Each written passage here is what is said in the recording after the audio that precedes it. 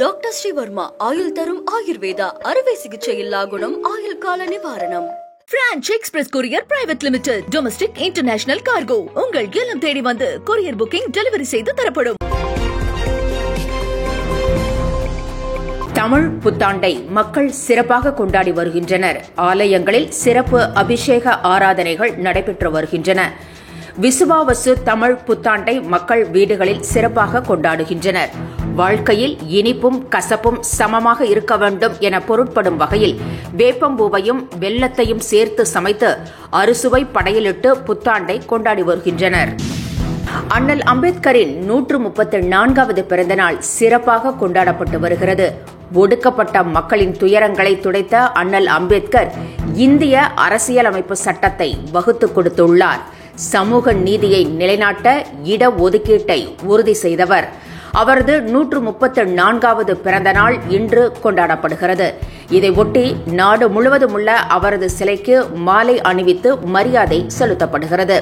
அண்ணல் அம்பேத்கரின் பிறந்த நாளை ஒட்டி சென்னையில் உள்ள அம்பேத்கரின் மணி மண்டபத்தில் அவரது சிலைக்கு முதலமைச்சர் மு.க.ஸ்டாலின் மாலை அணிவித்து மரியாதை செலுத்துகிறார். அண்ணல் அம்பேத்கர் பிறந்தநாள் தமிழகத்தில் விமர்சையாக கொண்டாடப்பட்டு வருகிறது. இதையொட்டி ஏற்பாடு செய்யப்பட்டுள்ள நிகழ்ச்சிகளில் முதலமைச்சர் மு.க.ஸ்டாலின் கலந்து கொள்கிறார். சென்னை சைதாப்பேட்டையில் உள்ள எம்.சி. ராஜா மாணவர் விடுதி வளாகத்தில் 44 கோடியே 50 லட்சம் ரூபாய் செலவில் 10 தளங்களுடன் கட்டப்பட்ட ஆதி திராவிடர் மற்றும் பழங்குடி கல்லூரி மாணவர்களுக்கான புதிய விடுதி கட்டடத்தை முதலமைச்சர் மு.க.ஸ்டாலின் திறந்து வைக்கிறார். இதனைத் தொடர்ந்து சென்னை ராஜா அண்ணாமலைபுரத்தில் அமைந்துள்ள அண்ணல் அம்பேத்கர் மணி மண்டபத்தில் அம்பேத்கர் சிலைக்கு மாலை அணிவித்து மரியாதை செலுத்துகிறார். முதலமைச்சர் மு.க.ஸ்டாலின் தலைமையில் சமத்துவ நாள் உறுதிமொழி ஏற்கப்படுகிறது. இதைத் தொடர்ந்து கலைவாணர் அரங்கத்தில் ஆதி திராவிடர் மற்றும் பழங்குடியினர் நலத்துறை சார்பில் நடைபெறவுள்ள சமத்துவ நாள் நிகழ்ச்சியிலும் முதலமைச்சர் கலந்து கொள்கிறார்.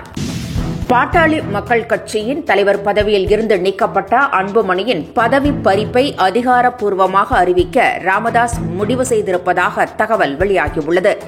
இதற்காக அவர் செயற்குழு பொதுக்குழு கூட்டத்தை கூட்ட முடிவு செய்துள்ளார். பாட்டாளி மக்கள் கட்சியில் ராமதாசுக்கும் அன்புமணிக்கும் ஏற்பட்ட மோதல் உச்சகட்டத்தை எட்டியுள்ளது. இதனால் தலைவர் பதவியிலிருந்து அன்புமணியை நீக்கிய ராமதாஸ் தானே தலைவராக இருக்கப் போவதாக அறிவித்தார். ஆனால் தானே பாமக தலைவராக தொடர்ந்து செயல்படுவதாக அன்புமணி கூறியிருந்தார். இதனால் கோபமடைந்த ராமதாஸ் அதிகாரப்பூர்வ செயற்குழு பொதுக்குழு உறுப்பினர்களில் முக்கியமானவர்களை தைலாபுர தோட்டத்திற்கு அழைத்து ஆலோசனை நடத்தியுள்ளார்.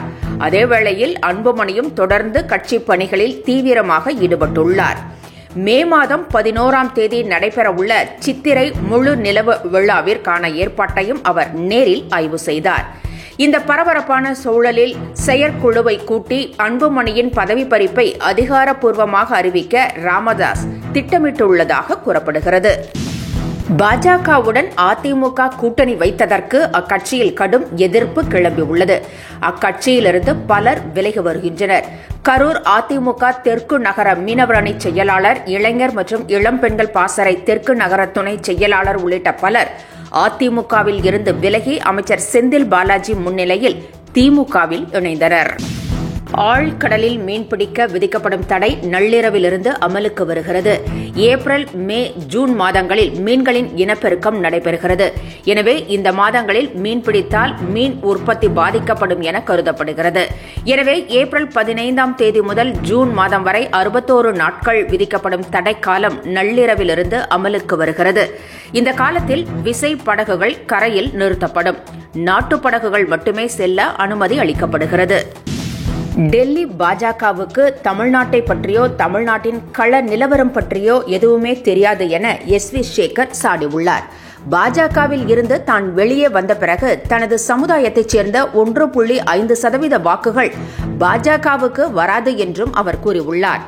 ஓபிஎஸ், சசிகலா பாஜக கண்டிஷனுக்கு ஒத்துப்போகவில்லை என்பதால் முக்குலத்தோர் வாக்குகளை கவரும் வகையில் நயினார் நாகேந்திரனை மாநில தலைவராக தேர்வு செய்திருக்கலாம் என்றும் எஸ்.வி. சேகர் தெரிவித்திருக்கிறார்.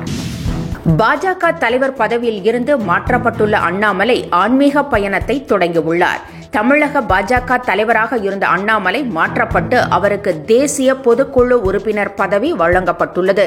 இந்நிலையில் அவசரமாக டெல்லி சென்ற அண்ணாமலை 3 நாட்கள் ஆன்மீக பயணமாக உத்தரகாண்ட் சென்றுள்ளார். பத்ரிநாத், கேதார்நாத், கங்கோத்ரி, யமுனோத்ரி உள்ளிட்ட புனித தலங்களுக்கு அண்ணாமலை சென்று வழிபடுகிறார். பின்னர் அங்கிருந்து இமயமலைக்கு சென்று தியானத்திலும் ஈடுபடுகிறார். பாஜகவுடன் அதிமுக கூட்டணி ஏற்படுத்தியதால் அதிமுக முன்னாள் அமைச்சர் ஜெயக்குமார் கடும் கோபத்தில் இருப்பதாக தகவல் வெளியாகியுள்ளது. தமிழ் புத்தாண்டுக்கு வெளியிட்ட வாழ்த்துச் செய்தியில் அவர் இபிஎஸ்ஸின் படத்தை தவிர்த்துள்ளார். ராயபுரத்தில் முடிசூடா மன்னனாக இருந்த தான் பாஜகவுடன் கூட்டணி வைத்ததால்தான் கடந்த தேர்தலில் தோற்றதாக ஜெயக்குமார் கூறியிருந்தார்.